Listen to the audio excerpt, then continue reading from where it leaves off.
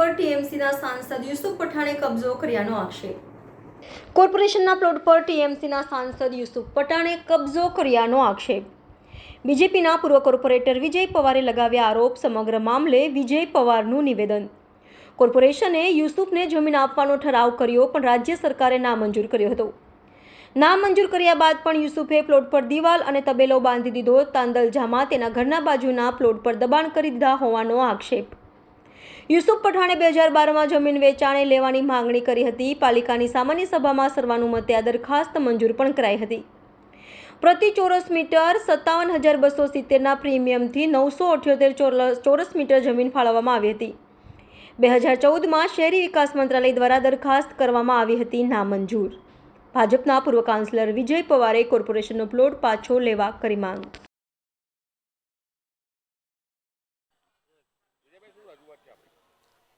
રજૂઆતમાં Tandalja TP-22 final plot 90 અને મહાનગરપાલિકાનો reserve plot છે।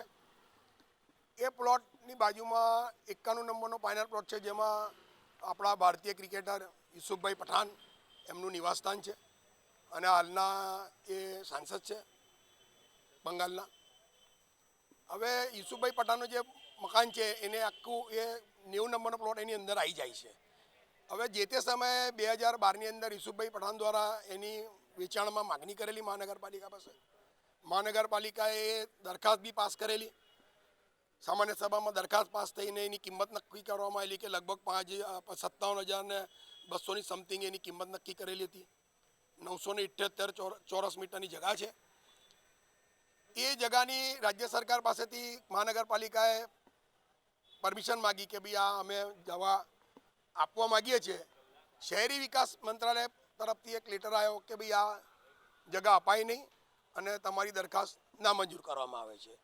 ત્યારબાદ એ જમીન જે આપણો પ્લોટ છે ફાઇનલ પ્લોટ 90 નંબરનો, મહાનગરપાલિકાએ એ પ્લોટ પોતાના હસ્તક લઈ લેવો જોઈએ, એની પેરેફેરીમાં ફેન્સિંગ કરી લેવી જોઈએ, પણ એ જે તે સમયે ફેન્સિંગ થઈ નહીં।